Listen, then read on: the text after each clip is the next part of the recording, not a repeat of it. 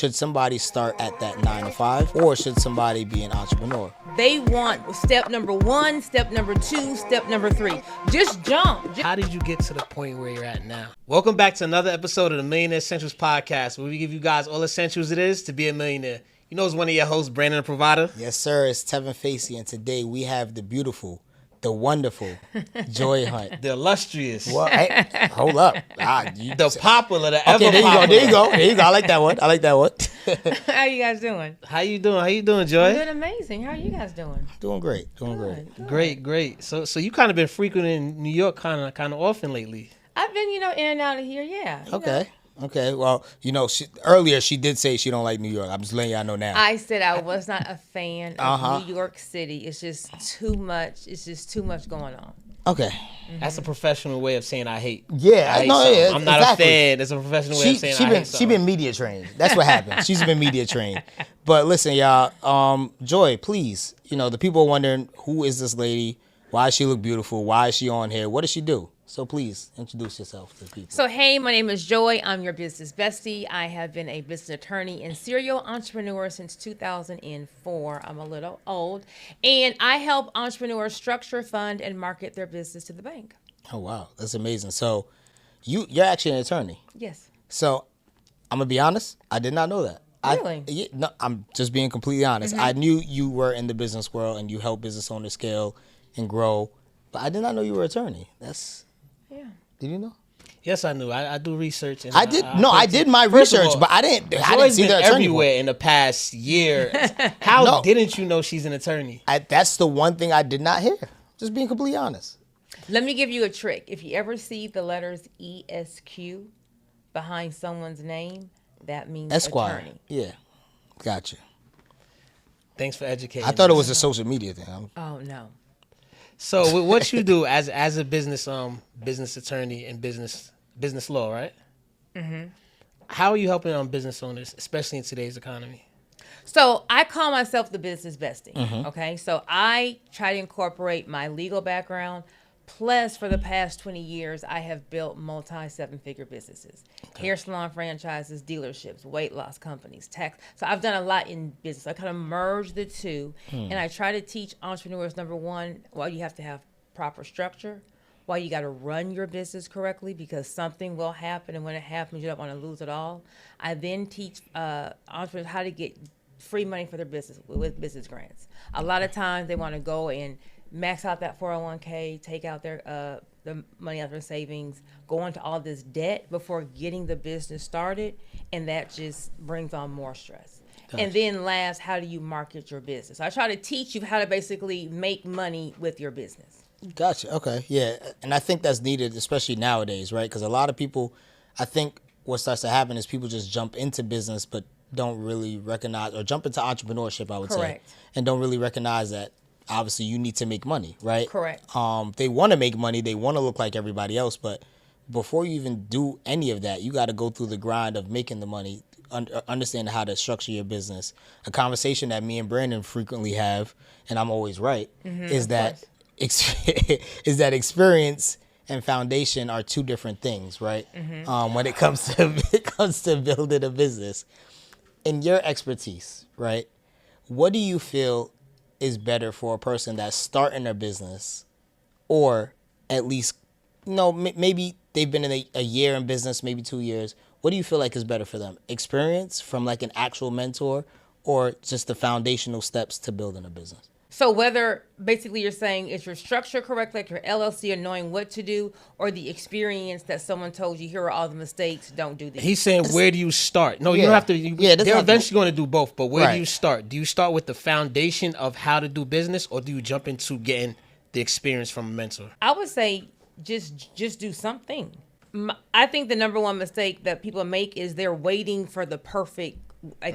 They want step number 1, step number 2, step number 3. Just jump. Just go do something. Right. Because they waste so much time trying to figure out what is the proper way to do it. And we're just having more time with you not having this business started. Yes. So if I were to say what's the first thing, first form your LLC to reserve your business name and now you're structured. Now go sell the product. Right. You may not have money for mentorship as you're starting. Go make a sale. Can you go sell your product and or service to someone besides your mama, sister, cousin, and them? If you can't, we don't need to move forward. Gotcha. Okay. Exactly. And this is going to be an interesting conversation because we do funding, right? We help businesses access capital to be able to scale. One of the things you said when you first started was you help people to try to avoid getting into debt so they know how to make profit. Correct. So a lot of business owners, I'm glad you said that. A lot of business owners, Super. we do consultations where our team talks to. They'll come on, I need 100,000, 200,000. What's your business plan? Well, I'm not sure yet. I don't know what I want to do. I don't know what business I want to get into. How many employees you have? How many? They have no clue. What's your marketing plan? Like, none of it. So for somebody that's jumping on, right, and they want to get funding, but they have no clue, do they come to you first to start getting things forward? Like, what's the process? The process is to not get funding. Don't get funding. And you're going to be like, don't get funding? Funding is not the first step for a business because people want to go and get all this money and they have no plan for the money. And in starting a business, it's like a baby. It always needs something. So you go get $100,000, you're going to go spend $100,000 just getting the business started. And the biggest misconception is once I get my website launched, once I get my brick and mortar open, that the clients should start running in. That's not it's going to be crickets. Correct. The most expensive part of a business and the hardest part is getting someone to walk to that door or get to that website, and that costs money. Yes. So if you want to start a business, don't get funding. Gotcha. Don't get debt funding. Go, well, how can I start my business as small as possible and make a sale? It may not be perfect. You may not have all the packaging. You may not have all the equipment. Just go start doing something. Right. And then as you start doing that, starting your business on a small scale, I call it having a shoestring budget. When you make that money, put it back in the business and you just grow it like that. For this reason, in the beginning, however you start your business is not how it's going to end. Correct. I may be buying, okay, I'm a boutique. I buy a whole bunch of blazers and a couple of pants. I realize nobody wants the blazers, they all want the pants. But now I have no more money because I spent all my money on buying the blazers. You want to first figure out what works. Then once you know what works, so in my boutique, my pants go, my shoes go, a couple of blazers, I know exactly what works. Now I go get the funding and I 10X what works. People want to go get the funding because they think they need all these things to start, and then they get all those things and we're not making any money. Now we're in debt. Right. Now we're stressed. Now you're cussing and fussing at home. Now your kids can't play AAU basketball. Now you're not having sex with your wife. Now you're in divorce court and bankruptcy court, all because you went about it the wrong way. Gotcha. And this leads me to another question is, do you believe that a person should start at a 9-to-5? Like, should that be, because another question that me and Brandon go back and forth on is, should somebody start at that 9-to-5? Or should somebody be an entrepreneur to begin with? I think it depends on the person. Okay. To be a full-time entrepreneur, you got to have a lot of grit, a lot of grind. You got to perseverance. You got to be able to fight the lions, tigers, and the bears. Right. Okay. Everyone can't fight lions, tigers, and bears, and that's fine. So, if depending on your risk tolerance, meaning if I take the money out my savings account and I lose it all, are you going to have a gun to your head, or are you going to be able to get, snap out of it and get back in? Whichever one you are, that dictates where you need to be. Okay. So it's okay. I always say it's okay to have a 9-to-5, and then you work your 5 to 9 until you feel comfortable going all in. Gotcha. Because full-time entrepreneurship is a beast, and everyone cannot fight this bear.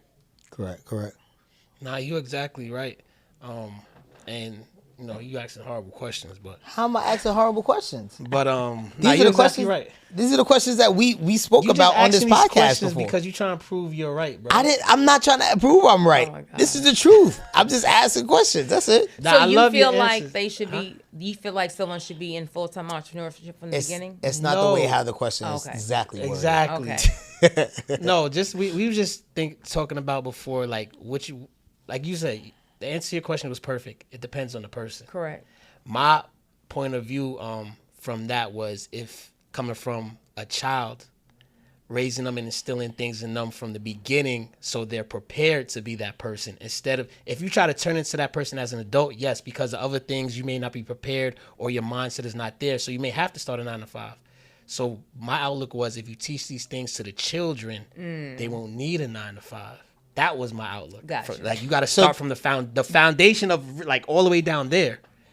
That was my outlook. I mean, not as an adult. But that's still a question, right? Different. Do you feel like even if you raise your children under those premise, right? Under the guise of, hey, you're gonna be an entrepreneur when you grow up, right? And this is the answer that I gave, based upon what he was saying, is that yes, even if I have my own business and it's a multi-million-dollar business, I still want them to work as a 9 to 5 inside of that business, so they can kind of learn and understand SOPs, understand how to build a business, the small intellectual things that's Correct. necessary when you go work for a corporate Correct. job or you go work for somebody else's company, because they have those things instilled in you that you can also use inside your business. Correct. So when he said it, he was like, yeah, but well, you can give your answer. I agree with you in that aspect when you rephrased it. But your kid, how about this? Your When you child rephrased it. may not want to be an entrepreneur. So my dad was an entrepreneur, and I saw, my dad had a tax office, and that's why I was going to ask, I 'cause saw you're an that whole attorney. thing, and I did not want that. What was the reason? Because I wanted the corporate job. The corporate job is way better than being an entrepreneur. That's what I thought in my mind. Even as your dad was an entrepreneur, a full-time entrepreneur, and he raised you to be that. But the way she just did that means however what her dad was doing, I don't know if he was rich or struggling, he didn't look flashy like how she wanted to look. But it's not about looking because when flashy. she just did this, that means she thought the corporate job. This is how I looked at it. I lived a very I live a very comfortable life, right? So it was more like I didn't understand as a child growing up all what my dad was doing to provide that. So in my mind, corporate job, law firm, the title of working for blah, blah, blah weighs way more than just you have your own. I had no idea what it took to have your own business. And so I went to the corporate life. I worked for the firm, and I realized, wait a minute, they're making way more money off of me. There's a cap to how much I'm going to make, no matter how well I do. Boss says, no, I'm going to make no more than this money. Oh, no. Then I understood. But it took me going to that corporate job and seeing the disparity as to, whoa, I can make, there's no cap as to how much I can make if I work for myself. The sky is the limit. I still feel like that's necessary, though. So very necessary. That is necessary. What she just said was one thing I picked up on. You're right. But she said she didn't know. Yeah, of course. But this is my whole argument.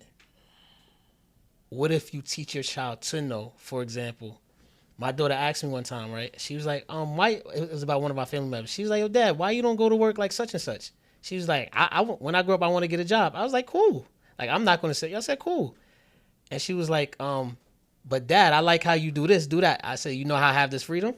And that's why I started breaking it down to her. Mm-hmm. Now she's realizing, you know how I could work from home every day?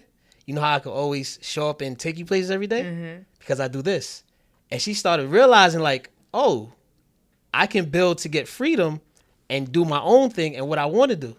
Because now she's realizing the differences. So when you don't realize, like you said, I understand that, and you have to figure it out on yourself. Correct. What I'm saying is teach them so they know, and now they could choose. Because I teach my son the same thing. He didn't have about 3 businesses. We had Corey sports bracelets. Right. We done sold candy. The sports bracelets was popping too. I ain't gonna lie. At one point, because I used to, when I was playing sport, I used to get them all.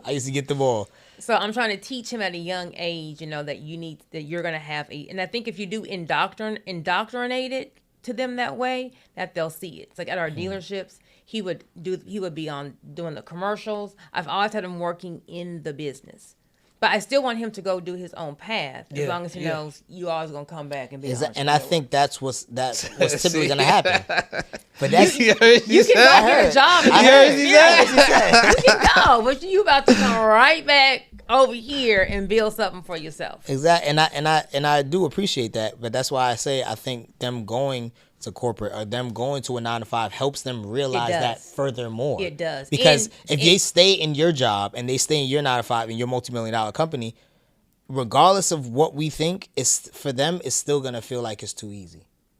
So the respect they will have for you is going to be so much more once you realizes what. Because the thing about being an entrepreneur and being successful, we make it look easy. Yes, we make it look easy until they go out there and realize, oh, I got to work this many hours and do all this just to make this. And my dad, you make it look easy, so I don't really respect it because it just comes so easy for you. Right. Yeah. Right. So a lot going on in the economy today, right? Right. Yes, a lot. Everybody's looking to make money. We have a new administration here. No matter how you feel, you got to abide by the new administration. A lot of people are struggling. A lot of people are seeing there's a new opportunity out there. In the current climate in the economy, what's some of the steps you would give people to start? I know you said to start, right? Mm-hmm. But beyond that, on getting this situation together to get into business and to excel in business. So to excel in business, I would say you want to find something that you can sell, whether it's a product or a service. What is needed in the market, or what are you good at? Once you find what you're able to sell, go sell it. So have your structure right. So LLC, EIN, business bank account, operating agreement. That's the contract for your LLC. Make sure that we are not commingling personal and business expenses. And we're not taking that business card and paying for personal expenses. We're not getting our haircut, hookah bar, Fashion Nova, none of that. Okay? Now we want to make sure that we can go sell our product. We got to sell our product by people knowing exactly what it is that we do that help them. A lot of times we want to showcase us, or we want to show the product, and we want to do blah, blah, blah, blah. Sell the problem. Your product is the solution. So sell the problem, your service is the solution. The picture of the product isn't going to sell it. But when you talk about the problem that the person has, and the problem doesn't have to be life or death. Fashion Nova solves the problem. You want you a cute outfit under $100, they got you, right? Be able to sell the problem. When they go to your website or social media, they should know exactly how do you help them. So be able to have wording in your bio of who do you help? What do you offer? Have a nice cohesive brand. If my colors are red and black, I shouldn't have purple, blue, and green on my social media page. If you are a serial entrepreneur, have one business on each social media page. You can't sell a plate lunch and do hair and do lashes. Now you look like we're everywhere. So you want to have your structure. You want to be able to have nice, clean branding, nice, clean marketing. The last thing is go get a sale. Yep. You are not going to just sit behind at home and post one post on social media and think that's going to get it. That's not going to get it. You have to go get that client. Well, how do you go get the client? Number one, you have to look like money all day, every day, because you can't sell a dream looking like a nightmare. A lot of times you want to roll out of bed and just go anywhere. Everywhere you go, you are marketing your business. At the gas station, at school, everywhere you go, you want to always represent your brand like you want to show up how you want to be addressed, basically. Right. Number two, you got to always be talking about your business. Yes, I don't like to sell, but then don't be an entrepreneur because you are in sales. But if you look at it like I'm not trying to sell you something to get the money, I want to provide a product or a service that's going to help you be better in something. So you're actually helping the person. So once you change your mindset to if my customer has my product or my service, I'm actually bettering them, then you're doing a disfavor for you not offering your product and or service to them. You have to believe in what you're selling. Correct. You have to believe in what you're creating. Correct. So basically you said SMS, like the text messages, right? Sales, marketing, systems. That's what it sounds like. What would be the first thing you would say an entrepreneur business owner should master to be successful? The first thing they should master is they're going to have to master perseverance. See, business has nothing to do with the actual product. Business has to do with the person. So you have to master yourself because it's going to be hard out here. So you have to be able to show up every single day, no matter what's going on, no matter what the blow is. Now, once you master that, now you have to understand we're going to do the same thing consistently. Right. You gotta, once you have your structure, you have to master marketing, sales, getting your product to the person or people. The easiest way is to say, how can I sell where can I go to where this thing or this person has my target audience in masses versus selling one-to-one.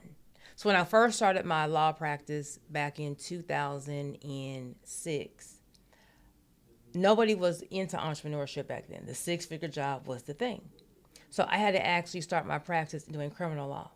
So I left a corporate LLCs, holding companies. I left all that and started doing criminal law. Well, I said, where are the criminals? I could go door to door, one by one, but I said, where are the criminals that can pay me $20,000? Right. So I went to the #1 strip club in Houston, and I said, hey, can I advertise in your establishment? And so my advertising was on the bathroom stall of the men's and women's bathroom, because what's happening at the strip club? Prostitution, possession with the intent to distribute, and a whole lot of other stuff. So if you can go put your product or service where this place or person has your target audience in masses, I call that printing money. Now you're selling quicker versus going just door to door, person to person. Right. Okay. So now with you being an attorney, right? Obviously you started practicing law 2006, and obviously you've seen a lot of differences within business. What would you say is a key foundational thing that you've seen throughout many years as you've been in entrepreneurship, in business? What do you say, like, one key foundational thing that it can last throughout maybe even a decade from now? To have in your business? Yeah, just even inside of your business as an entrepreneur. You want to have systems. Gotcha. I would say systems, and then I would say knowing your industry. Because how you last or how you sustain is knowing what's coming in your industry, because a lot of times you're going to have to pivot. Right. Either we're pivoting out the industry, we're pivoting what we're selling. Gotcha. Well, you got to be able to pivot. Okay. A great entrepreneur can always zig and zag with whatever is going on. Okay. And now with that being said, right, with the AI boom that's going on, this is a big pivot. Correct. Right? Systems can be built. Correct. Salespeople can be built. Correct. Marketers can be built. Correct. How do you feel about the AI boom now? Well, obviously, I mean, everybody's going to have to get with it or get lost. Correct. But how do you feel about it, and how are you using it? Or are you using it as of yet? I think you are going to have to master any kind of trending thing that's coming. Okay. So what an entrepreneur should do is say, well, this is a great opportunity to have a whole marketing team, Yes. a sales team, Yes. for basically for free. Because you can have AI do all of these things for you, or you can reduce what your payroll is for the team that you do have, because you can kind of have AI implement some more of these things. Right. So for anyone who is doing a job that AI can be replaced, they, #1, definitely need to be looking for something else. #2, as an entrepreneur, you're always looking to see, how can I reduce my bottom line cost to make my profit more? So how can I maybe reduce some of my staff to be able to incorporate AI to be able to, get the job done quicker, faster, and more profitable? Gotcha. So my question is, because we do funding, right? So we can't just dismiss that, right? I did not dismiss funding. I said there's a time and a place for funding. This is where I'm going with it. I know you're absolutely right, because we've made a lot of money even without funding, because we messed it up in the beginning. Exactly what you said. But I want to ask, since you've built multiple 7-figure businesses, and I've seen your face everywhere, I'm pretty sure I've seen your ads. At what point is an entrepreneur, business owner ready to start with funding, and what can they do to escalate their business? So funding is great when you're ready to 10x what's already working. You got to first figure out what's working. So I'm not anti-funding. I'm anti-funding when you don't know what works. People want to get funding so they can just start the business. They think that, once I get all this money, now I can get the logo and the website, and that's not what's going to make you the money. So once you understand exactly what your business sells, and this is the platform that works, now I go get funding to now go 10x that and go take it to that next level. Gotcha. So now I know you spoke about grant funding before, right? Obviously, grant funding is great because it's free, but it does take a longer time to get, right? So Correct. for the business owner that maybe has that 10x right now, right?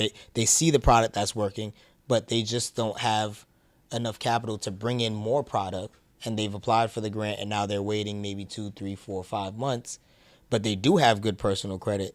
Do you believe that that a person should wait for the grant funding at first, or do you feel like a person should go for that business funding if necessary? Line of credit, business credit card specifically, Yeah. term Okay. loan.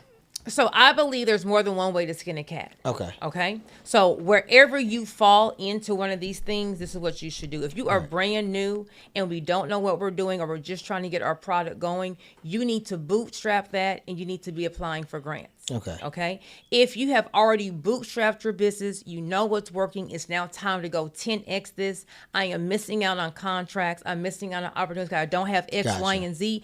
It's now time to get the money. Yes. If that means personal credit, if that means business credit, if that means a line of credit, if that means go sell some bags, if that means to go get out that house and go get you a 1-bedroom apartment to reinvest, whatever that means, it's time to go run it up. Right. So wherever you are, in the beginning, I just say don't go and get the funding, because most people don't know what they're going to do with the funding, and they're going to go spend it on things that aren't going to make them money. Because they don't have a business plan. Basically, is what you're saying. They don't have a business plan. They don't have what I call as proof of concept. I can sell something. This is what's working. They want the money to make it comfortable to then go start the business, not understanding the starting of the business is the easy part. Going to make this business work, that's the hard part. Getting your product out there, that's the hard part. Beating that pavement out there, trying to make a sale, that's the hard part. And now now it's time for the hard part, we're out of money. Now that's when all the stress comes, the anxiety, the cussing and fussing. Did I make the right decision? Oh my gosh. That's when that comes. On the flip side, there may be an entrepreneur that has maxed out their credit, getting the business going. Now it's time to scale. I have an offer to be able to get my product in the store, but I cannot fulfill the order. Yeah. So there's multiple ways of getting funding. Number one is personal funding. You're gonna take your LLC on your personal credit on your back, and you're gonna take it to the bank and use your personal credit to get funding. That's option number one. Option number two is apply for business grants. Option number three is go establish business credit that is solely in the business EIN. So you have 3 ways to go and get funding.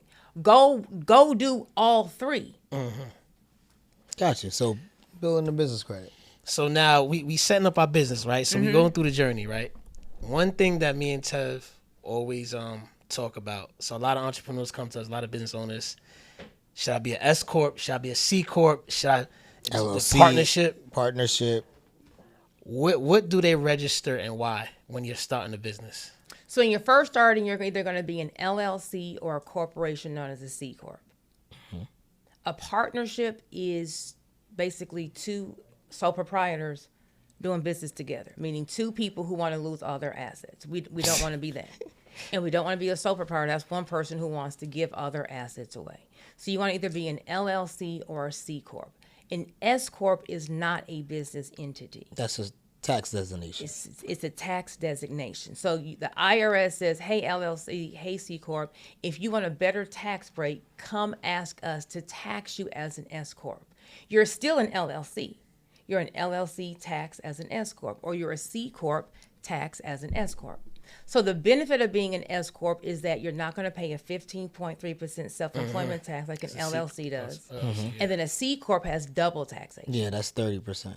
But to be an S-Corp, you're going to have to be on payroll with payroll taxes being taken out. And you're now going to have to file a business tax return, which is going to cost you about $750,000, $2,000, depending on how complex the return is. So normally the tax savings from an S-Corp outweigh the cost when you're making about $60,000 in profit. So after all your bills are paid, you bring it home $60,000. It's time for you to go to your accountant or CPA and say, hey, I need to go be an S-Corp by filing a form 2553 with the IRS. Perfect. Gotcha. Perfect. Yeah, that was perfectly explained. Exactly. One of the worst things I hate seeing is the soul prop. The sole props. I don't know where these people. It's usually people that's like been freelancers and they've been doing 1099s and they think they're running a business But and they're that's- soul props. Yeah. Until they try to scale or go to the bank or file taxes, and then you see they done messed up. Right. Right, and your taxes are combined. Your personal and business taxes are combined with the sole prop. So a question I have, do you know what CDFIs are? No. So CDFIs are community developmental financial institutions. Okay. Right, so they help basically the community or communities that they're in order for them to be able to lend out money, right? So they're financial institutions as well. So they are for profit. Now there are some nonprofits, but they are for profit. So a lot of and the reason why I ask is a lot of the CDFIs, what they're starting to do nowadays, and I started to realize this as a pattern, is they are starting to help a lot of the business owners that are coming to them, right? They're helping them create that business plan, or they're attaching a technical assistant associate that helps them create that business plan, that helps them grow their business, that helps them get the funding that's necessarily needed in order for them to grow and scale. The question I have is, with them creating the business plan, do you feel, and how would, I guess the question is more so, how would you create your business plan that could possibly tailor to any specific financial institution, whether they can go for larger funding, whether they can go for a Charles Schwab or a Goldman Sachs or somebody like that? How would you tailor it to start? Because I know you had specified the steps of starting a business, but I don't think I heard you say the specific steps on how you would start a business plan. So in your business plan, you're going to basically map out what you project that your business is going to do. Right. When you're going to those other financial institutions, some of the things that matter will be, number one, what industry are you in? Mm-hmm. Do they want to actually, get in bed with someone that's in that industry? What are your projections? Where do you see this business going, and how much is it going to cost to be able to get there? So it's not like if you have A, B, and C on here, Charles Schwab wants you. It's more of they want to see, do I think that we're a fit? Right. Are they choosing to be in this kind of industry with this kind of business owner? What is on the business owner's resume? So it's not just a form that's going to get you in. It's looking at the entire person. So what kind of background does the person have? Maybe you have maybe you're seasoned in other industries. All of that plays a factor. Gotcha. So being the young woman that you are currently, right? How did you get here, right? How did you get to scaling multiple seven-figure businesses? Like, there's people out there that's probably in awe. How did you get to the point where you're at now? Ooh, that's a good question. I got to the point where I am now. I'm going to say, number one, Jesus. I'm going to say Jesus. And y'all going to be like, that's not a real answer. That's a real answer. And I'm going to say that's a real answer because where I am today, I should not be here. And I'm only here because of Jesus. Because growing the multiple seven-figure business is all about having a proper system. Systems, procedures, knowing how to market, having the structure, and just going out there and getting the business. Right. Betting on yourself. Being okay to turn in cars, turn in things to get that capital to then invest. A lot of times we want to go look for funding. If you got a Chanel bag, there's your funding right there. You got a luxury car, go turn it in. There's your funding right there. You got a nice house, go downsize. There's your funding there. So how I got to seven figures was betting on me, turning anything I had in to go bootstrap my business and working a systematic plan. How I got right here today, in the last 3 years, ain't nothing but Jesus. And y'all gonna say, she just saying something because, see, it's not the structure, it's not the system, it's not the marketing. All of that is what the business does, but only God gives you the increase. Because where I am today, business-wise, is not where business growth is. I should not be where I am right here just in doing 3 years. So if y'all don't know, I just started my online business 3 years ago. I started my online business by default. Because you're a lawyer. Okay. Mm-hmm. I started my online business because I was running a car dealership, an insurance agency, a collision shop. I was very successful. I was in a toxic marriage. I decided to leave, and my husband tried to kill me in front of my son. So I had to pack And I up. was just about to ask about that. I had to pack up and move to Florida where I knew no one. In less than 30 days, he took all the money out of my accounts. He locked me out of my businesses. In February of 2022, my mom paid my rent. I just bought my mom a brand new car for her birthday in August of the same year. My mom paid my rent. And I had to start all over from square zero with no money. There is no way I should be right here on Millionaire Essentials, living the life I live in 3 years, because that's not how business grows. No, you're right. But it's that one thing you said, perseverance.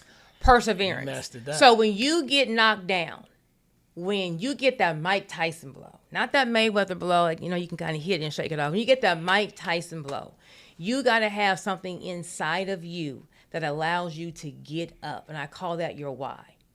The why can't be anything physical. It can't be a bag, a purse, a trip. It has to be, what are you really doing this for? Why are you being so insane to go be an entrepreneur and go fight for your dreams? What is your why? And that is what has to get you up every single day when you don't feel like it. And so when you master, when you have your business structure, and you have your system, you know how to market, and then God throws that favor on you, they're going to call you the overnight success. Mm-hmm. Yeah, the correlation is just... But he's going to have your business go from 0 to 100 real quick. So you've been starting your podcast, and you've been grinding it out for the first 2 years, and then one guest, one episode, one clip takes you viral, and now everybody wants to be in your podcast. See, that's how God works. So you got to bring in God in the business plan, in the funding, in the marketing. If you aren't tied up with him, he's what's going to give you that increase, that nothing but God favor, that 0 to 100, that change your whole family's trajectory. That blessing is only from God. Only. I mean, she couldn't have said any better right there. It's not the chains, it's not the watches, none of the stuff you got on. And I will say this, because new money does new things. So when you get new money, you be excited. You want everyone to know, man, here's my purse, here's the Rolls Royce. You're also now a target. Because in business, there's something called inside liability and outside liability. Okay, inside liability is where something happens inside the business to cause the lawsuit, a slip and fall, a contract dispute. But outside liability is when the business owner causes something. So you're driving down the street, you run a red light, you crash and kill someone. You are the cause of the lawsuit, of the injury. Right. They're going to now Google you. They're not going to go on your social media page. What you got? So when you're on your social media page showing your watch and the Lambo and you on the trips, pockets. Oh, I'm going to come after you. Oh, I'm going to sue you. They're going to Google your name. When your name on all the cars in your homes, they coming for you. You are now a target. So one thing you didn't ask me is, as I grow and become this money, how do I keep this money? I'm glad you asked. The one thing you want to make sure you do is that you control everything but own nothing. You don't want to have your name associated thing, because that makes you a target. As you're grinding out there, you're just trying to make some money. Once you get it, everyone has a knife coming at your back trying to take it. More money, more problems is real. So you want to make sure that we don't just have a LLC, we have LLCs. We have multiple business structures, putting layers between our assets and us. We use things like parent companies. A parent company is going to be an entity that owns multiple businesses. A holding company is going to be an entity that owns assets. We have one entity owning the assets. We have one entity owning all of your businesses. But the entity will be an anonymous LLC, meaning it'll be formed in a state like Nevada, New Mexico, Wyoming, or Delaware, where your name isn't attached to it. So when I go on the Secretary of State and see what do they got, ain't nothing popping up. So if I can't see what you own, if I don't know how I can get something, now my desire to sue you is now decreased, because if I sue you and win and get a piece of paper, that's not going to do anything for me. I'm looking to get some money, some assets. What businesses do you own? What homes do you own? So you want to make sure that your name is not attached to any of your assets. So I think this is an important question I got to ask. Does the structure come before the money, or do you make the money then But structure? you won't have no money without no structure. The reason why I asked that. Yeah, You won't have any money without structure, because do you want to make the money or do you want to keep the money? You can make it. You can go out now and be a sole proprietor, whatever, and go make it. You won't keep it. And you're going to put it all back out in stress, anxiety, and attorney's fees. You have to have the structure first. Period, point blank. Well, that's the answer. I kind of disagree with that answer, I was about to say, that's the answer. I was about to say, because we're going to have to disagree to agree. Yeah. Because, this is my opinion. Go ahead. We on the same page. Go So ahead. now, let's say if somebody, they have their business, they're starting to grow their business, they're making money, and they do want to go for funding now. Part of what's going to happen, and I'm not talking about the grant side, I'm just talking about the banking side. Part of what's going to happen is, even if you try to go for funding with that specific LLC, they won't be able to tie an owner to it, a personal guarantee. No. So I Hold won't up, even go there. Wait, hold up. I'm gonna stay there, and then you can go your point. Okay, go ahead. I'm just talking about the funding aspect. They won't be able to tie anything to it, whether it's collateral, because they're gonna need some form of collateral, whether it's cash, whether it's credit, or whether it's what's the last one? Cash, credit, or cash flow. So if you have the cash flow, they're gonna need something else, which is the credit. So how if you have that structure, And you have no money, you didn't make anything. yeah, how are you able to? What do you mean if you I don't? think what he's getting at, a lot of business owners we talk to, it looks like they're starting that structure. They had some form of learning, but they have no idea what they're doing. Somebody just told me to set up LLC in Nevada. Somebody told me to set up LLC in Delaware, and they don't even know how to make money yet. Yes. They're just setting up a structure. I'm gonna set up a trust. I have nothing. I don't even know how to make $1, but I got a trust. I just spent $5,000-$10,000 to make a trust. I don't even know how to make $1. So we run into a lot of these people, and we're like, yo, why do you have this set up? What are you doing with it? Self-corps, all This is that what they stuff. told me to do. So when did I start? yes, Did I yes. start off by saying to start a business you got to have a trust? I didn't say none of that. She did. I She did. said That's true. That's I true. She said did. you need That's why I to said she's gonna have. grind you up. Yeah. You need It's to all right. have a I'll take it. LLC. Okay. So when you are first starting, we're just starting you're going to have an LLC. You're going to have a simple structure. It'd be simple to form the LLC in the state that you are in. That's structure. That's okay. cost effective. Okay. If you want to have all this stuff, but I'm going to always say, do you understand the parent and do you even have a need to have all that? Are you even There you making go. money? Okay, there you If go. I am a single woman, do I need a Suburban? I don't have kids. I'm not in car. So the features of the Suburban don't do anything for me. I'm not going to use There it. you go. Right. Okay. So when you ask me, what do you need? I just mentioned holding company 30 minutes later. You're going to have a LLC. You're going to have an EIN. You're going to have an operating agreement, the contract for your LLC. You're going to go get a business bank account. And you're going to make sure that all the business funds and expenses come out that account. If you got to use it for your personal, you're going to wire it to yourself personally and swipe your personal card. That is the start of structure. That's what you should have before you go make $1. I am not for going out and getting and there's nothing to protect. I am not for that. I always say do simple and you understand how to maintain it. I said, once you start making money, once you start doing these things, now it's time to mask all what you've acquired so that you can keep it. Right. So I tried to stop you, Tev. I told you she was about to get you. I mean, tried to it's- stop you. it's fine. I tried to stop you. Somebody I gotta do knew it. she was going to get you. She was going to put you in your place. Somebody got to do it. I got to get put in my place sometimes. That's what happens. As an I stopped entrepreneur, myself. I knew it was coming. That's why I was like, all right, hold on. as an entrepreneur, we can't know everything.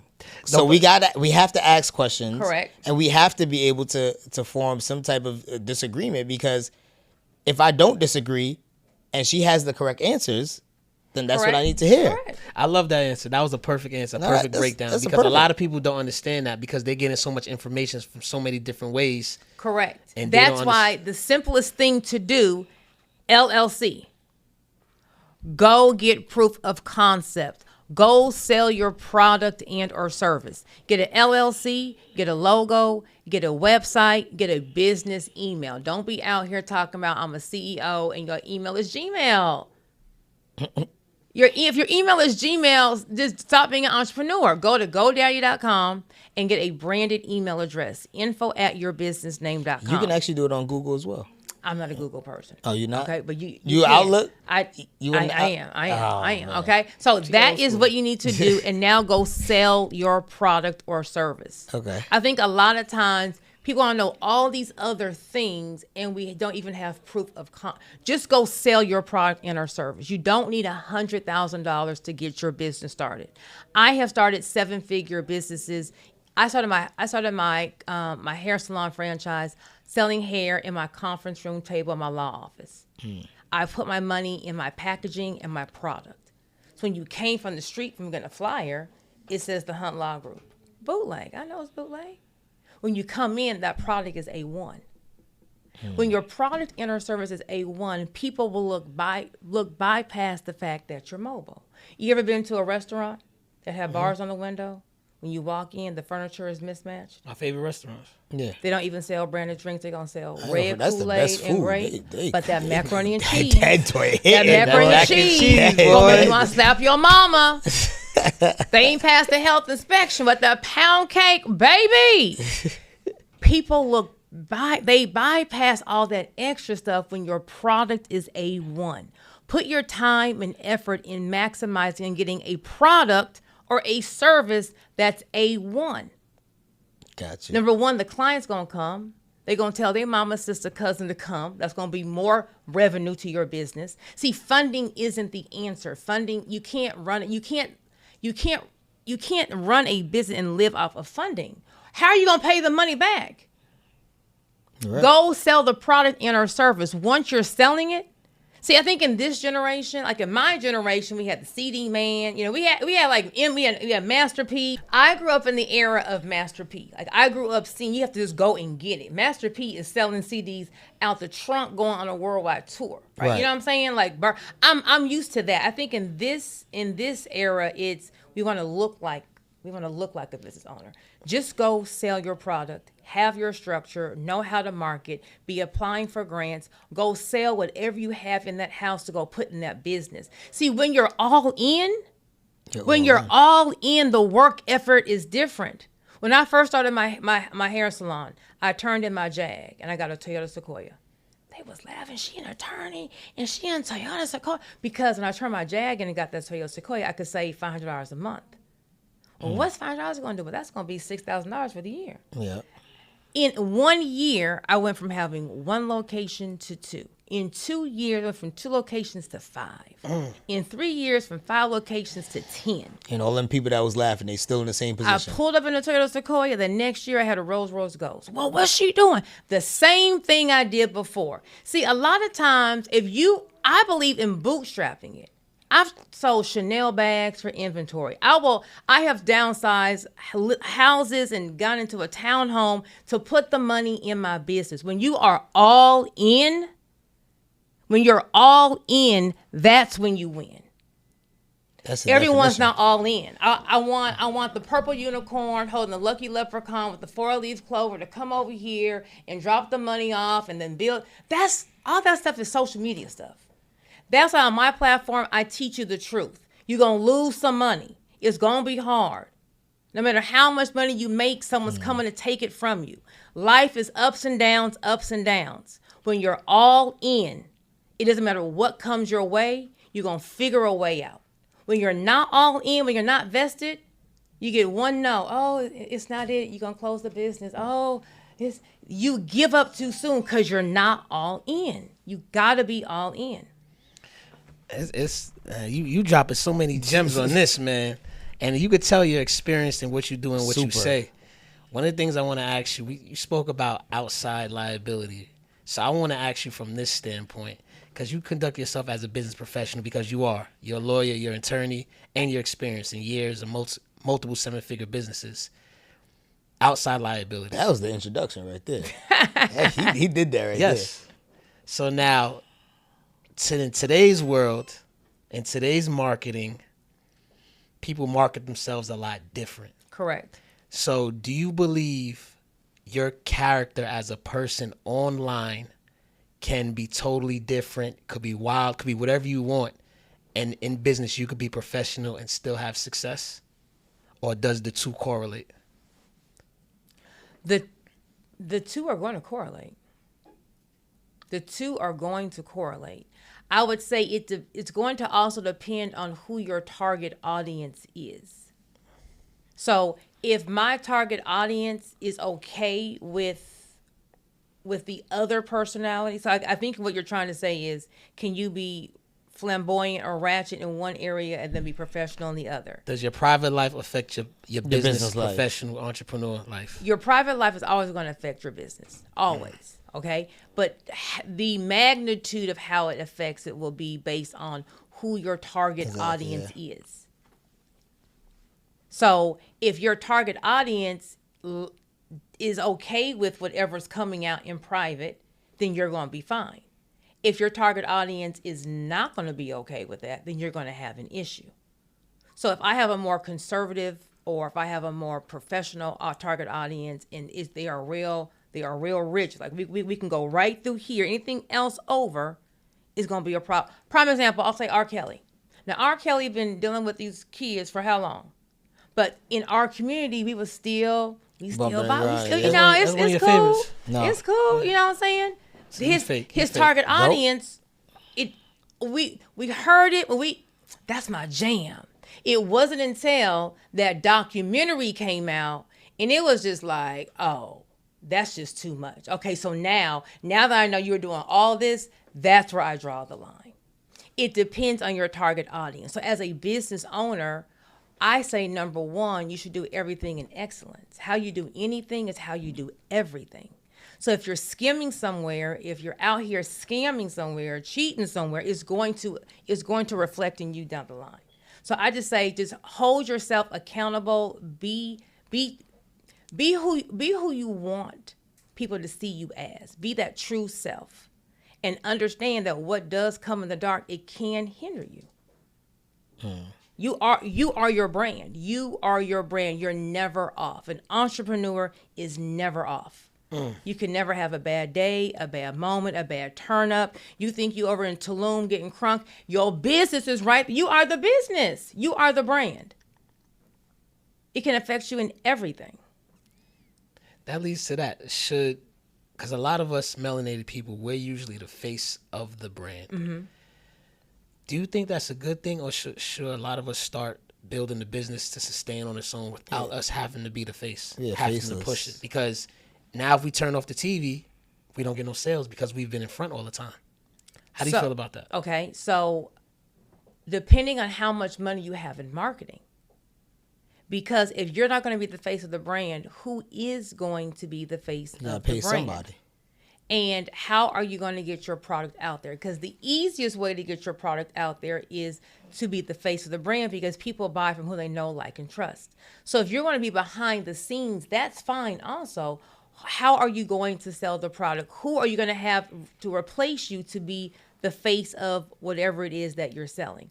Or can your product be sold strictly just on faceless marketing? You got to have a mean campaign to convince someone to buy something on faceless marketing. But if you have a great way of doing it, you may be able to do it. Yeah, you said that earlier. You said you don't want to just take a picture of your product and post it up. You want to have a story behind it. Correct. You want to have the solution for their problem. So correct. You want to create videos tailored around that. So faceless marketing for you, like you said, the know, like, and trust is definitely super important.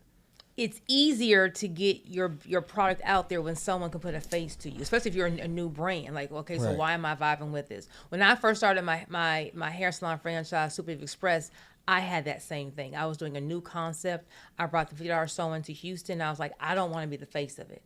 So I acted like I was just the manager. All my business are real corporate. We got forms. So no one knew that I owned it. It wasn't until a year later I said, hey, I'm owning it. And then that brought more credibility because they already knew who I was. So I got more customers because they were vibing with me. So maybe you think it's hurting you, it may be helping you, but you can always have a plan to now kind of move back from the brand once you get it established. Not great. This is a master class basically in starting your business and scaling your business. I need to ask you, if you had to give a few, what are some of the essentials it takes to be a millionaire? Ooh. Number one, I'm gonna say Jesus. Mm-hmm. Number 2, pay your tithes. If you want that increase, I was going to say, break down pay your tithes, because a lot of people have trouble with that, right? Because there's a lot of going on in the church. I'm not talking about Jesus. I'm talking about in the church. Okay. That's 2 different things. Yeah. Correct. 2 different There's things. a lot going on in the church. What do you mean by pay your tithes? Well, my question is going to be, do you worship Jesus or do you worship the church? Okay. So it doesn't matter what the church is doing. I'm obeying what Jesus said. Okay. And Jesus said, pay your 10%. Now, what the church do with it, what the pastor do with it, that ain't got nothing to do with me. Okay. I did what God told me to do, and he's going to bless me. So your tithe is going to be 10% of what you earn. If you can't tithe off 10,000, you're not going to tithe off 100,000. You're not going to tithe off 1,000,000. If you can't save, it's the same concept. So you got to understand that whatever you make is not yours. Whatever you make, it wasn't yours. God blessed you. God brought the clients to you. God gave you that thought. God gave you that vision. God gave you that. It's not even yours. And all God is saying is, I just want 10. If I give you 100, I can't get 10. If you give me the 10, that 100 going to be 1,000. If you give me that 10, I'll make that 1,000 to a 1,000,000. You give me that 10, I'll make that 1,000,000 a year, 1,000,000 a month. If you give me that 10, I will change your whole generational life. Your kids, your mom, your dad, everything that comes to you will never be the same if you give me that 10. But that broke mindset, I want 100. Do you want 100 of $10 or do you want 10% of 10 million? The choice is yours. Number 2 is tithe. See, a lot of y'all want me to give you LLC. A lot of this stuff ain't got nothing to do with the LLC. Jesus, tithe, business structure. Work on turning in whatever you have to go make some money. Sell your bag, downsize your car, downsize your house, apply for grants, try to bootstrap it. Take them nails off, take them lashes off. Stop dating them girls. Get out the hookah bar. How much excess outside money do you have to go put in your business? Go learn how to make money by Monday. Go sell your product however it is. It's not perfect. You aren't perfect. It's not in the perfect packaging. You just go make a sale. Go make a sale. After you make a sale and you see what's working, make sure that your credit is together. Because you are going to need some funding. Once you know what's working, you're making a sale, now go get funding and max it out. Go all in. You have to go all. See, how you do anything is how you do everything. And this all in concept, it changes everything. Because once you start making some money, the first thing you're going to want to do is you're going to want to put in your pocket. Mm-hmm. You're going to want to turn up. You're going to want to show them. Or if I take that money and I go put all that money in some Facebook ads, in some Instagram ads, in some mentorship. On the outside, I look the same. People don't know I'm making money, but I'm building my brand. Do you want to look like money or do you want to really have money? It's 2 different things.